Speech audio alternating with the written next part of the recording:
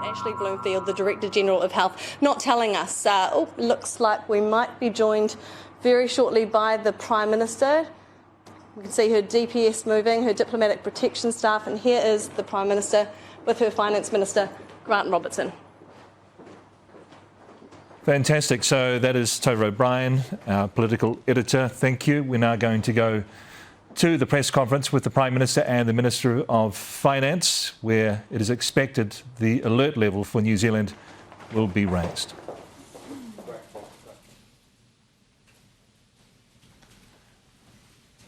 This is the scene inside the Beehive, and the Prime Minister, Jacinda Ardern, flanked there by Grant Robertson, the Finance Minister, as we bring you this announcement live. Good afternoon. Cabinet met this morning to discuss our next actions in the fight against COVID-19. Like the rest of the world, we are facing the potential for devastating impacts from this virus. But through decisive action and by working together, we do have a small window to get ahead of it. On Saturday, I announced a COVID-19 alert level system, and at that time we placed New Zealand at alert level 2. I also said we should all be prepared to move quickly. Now is the time to put our plans into action. We are fortunate to still be some way behind the majority of overseas countries in terms of cases. But the trajectory is very clear. Act now or risk the virus taking hold as it has elsewhere. We currently have 102 cases, but so did Italy once. Now the virus has overwhelmed their health system and hundreds of people are dying every day. The situation here is moving at pace, and so must we.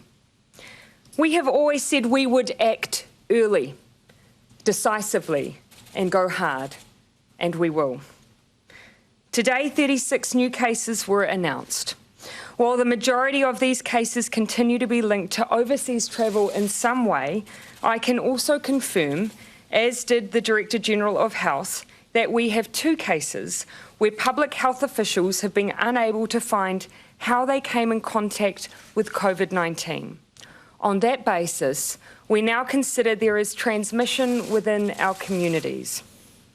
If community transmission takes off in New Zealand, the number of cases will double every 5 days.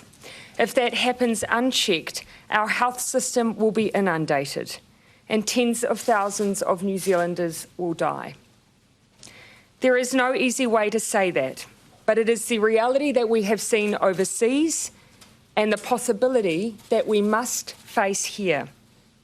Together, we must stop that from happening, and we can. Right now, we have a window of opportunity to break the chain of community transmission, to contain the virus, to stop it multiplying, and to protect New Zealanders from the worst. Our plan is simple. We can stop the spread by staying at home and reducing contact.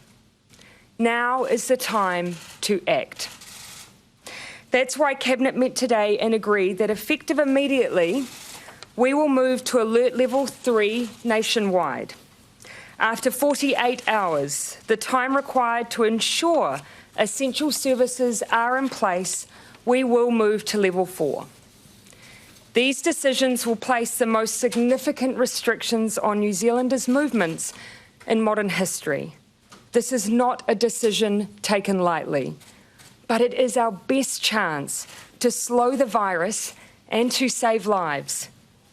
Let me set out what this will mean for everyone in practical terms. Supermarkets, doctors, pharmacies, service stations, access to essential banking services will be available throughout New Zealand at every alert level. If you do not have immediate needs, do not go to the supermarket. It will be there for you today, it will be there for you tomorrow, and the day after that. We must give time for supermarkets to restock their shelves. There will be enough for everyone if we shop normally. Stock is not an issue in New Zealand. We will not run out of food. In the meantime, we will be working through practices like those used overseas to make sure that when people are visiting essential services, that we are maintaining social distance at all times. Non-essential businesses in New Zealand must now close.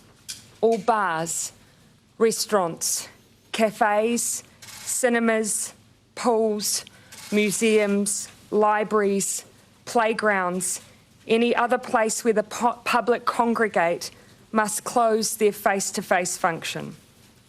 Over the next 48 hours, those who provide, for instance, takeaway services must move to close their operations also. All indoor and outdoor events cannot proceed. In short, we are all now preparing as a nation to go into self-isolation in the same way that we have seen many other countries do. Staying at home is essential. It's a simple but highly effective way to constrain the virus. It denies it a place to go and will help give our healthcare system a fighting chance. Over the next 48 hours, every workplace must implement alternative ways of working. People must work from home so that interactions with others are limited. Essential services will need to put in place alternative ways of working that ensure physical distancing of staff of 2 metres or utilise appropriate personal protective equipment. Schools will be closed from tomorrow, except to the children of essential workers such as doctors, nurses, ambulance drivers, police, and there will be others on that list. This will give them time to plan, but it will be temporary. Schools will close entirely from midnight on Wednesday. The school term will be brought forward.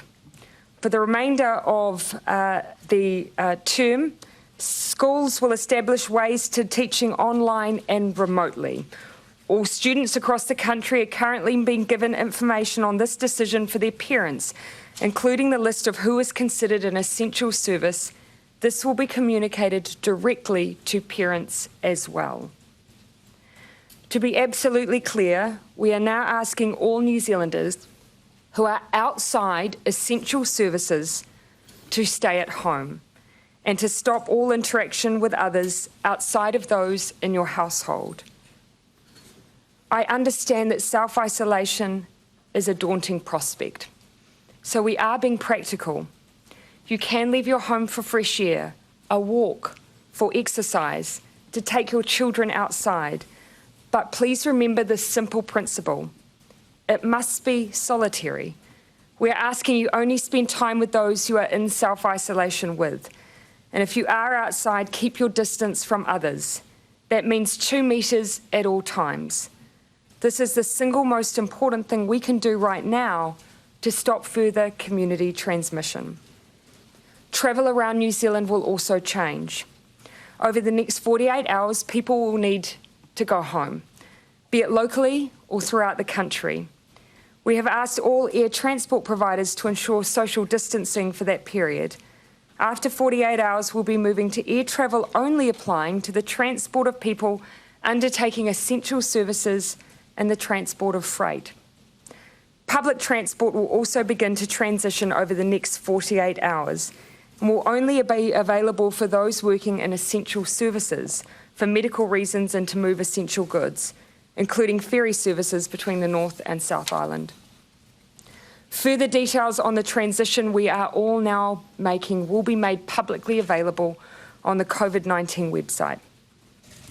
Now I want to share with you what will happen while we are all in alert level 4 to get ahead of COVID-19. We will continue to vigorously contact trace every single case. Testing will continue at pace to help us understand the current number of cases in New Zealand and where they are based. If we flush out the cases we already have and see transmission slow, we will potentially be able to move areas out of level 4 over time. But for the next wee while, things will look worse before they look better. In the short term, the number of cases will likely rise because the virus is already in our community. But these new measures can slow the virus down and prevent our health system from being overwhelmed and ultimately save lives. To be successful, though, to stop community transmission, which does have a lag time, these measures will need to be in place for 4 weeks. Again, I want to reiterate to you, you will be able to make regular visits to essential services in that time. Your supermarkets will not close. Your pharmacy and pharmaceutical products will be available. You will be able to access medical services. If we, after those 4 weeks, have been successful, I hope then we will be able to ease these restrictions. If we haven't, we'll find ourselves living with them for longer. That is why sticking to the rules matters. If we don't, if you hang out with your friend at a park or see a family member for lunch, you risk spreading COVID-19 and extending the nation's time in level 4. Our low number of cases compared to the rest of the world gives us a chance that many others do not have. But it does not mean we have escaped. I do not underestimate what I am asking New Zealanders to do. It is huge, and I know it will feel daunting. But I wanted to share with you the stark choice that we have faced as government. Medical modelling considered by Cabinet today suggests that without the measures I have just announced, up to tens of thousands of New Zealanders could die from COVID-19. Everything you will all give up for the next few weeks, all of the lost contact with others, all of the isolation and difficult time entertaining children, it will literally save lives, thousands of lives. The worst case scenario is simply intolerable. It would represent the greatest loss of New Zealanders' lives in our history, and I will not take that chance. I would rather make this decision now and save those lives and be in lockdown for a shorter period than delay, see New Zealanders lose loved ones and their contact with each other for an even longer period. I hope that you are all with me on that decision. Together we do have an opportunity to contain the spread and to prevent the worst. I cannot stress enough the need for every New Zealander to follow the advice I've laid out for you today. As a government, we will, and I hope you have seen this, we will do everything in our power to protect you. Now I'm asking you to do everything you can to protect all of us. None of us can do this alone. Your actions will be critical to our collective ability to stop COVID-19. Failure of anyone to play their part in coming days will put the lives of others at risk, and there will be no tolerance for that. We will not hesitate to use our enforcement powers if needed. We are in this together. I'm in no doubt that the measures I've announced today will cause unprecedented economic and social disruption, but they are necessary. I have one final message. Be kind. I know people will want to act as enforcers, and I understand that. People are afraid and they are anxious. But we will play the role of enforcer. What we need from you, our community, is you to support others. Go home tonight and check on your neighbours. Start a phone tree with your street. Plan how you'll keep in touch with one another. We will get through this together, but only if we stick together. So please be strong and be kind. I'm now going to hand over to the Minister of Finance to set out the additional support measures agreed by Cabinet today to provide income guarantees to those whose livelihood is disrupted by the virus. Straight after that, we will take your questions. I'll then hand over to Minister Hipkins, who will talk through some of the specific decisions as they relate to education. Following that, later this afternoon, we will be making available Commissioner of Police Mike Bush, who has been playing a key role in the operational side of our response to COVID-19, and John Ombler, the controller of the all-of-government response, to speak with you and answer any additional operational questions that you may have on the announcement that I have made this afternoon. We will continue to provide that information as swiftly as we can, but you'll also see we are moving swiftly, we are acting decisively, we continue to go hard and go early.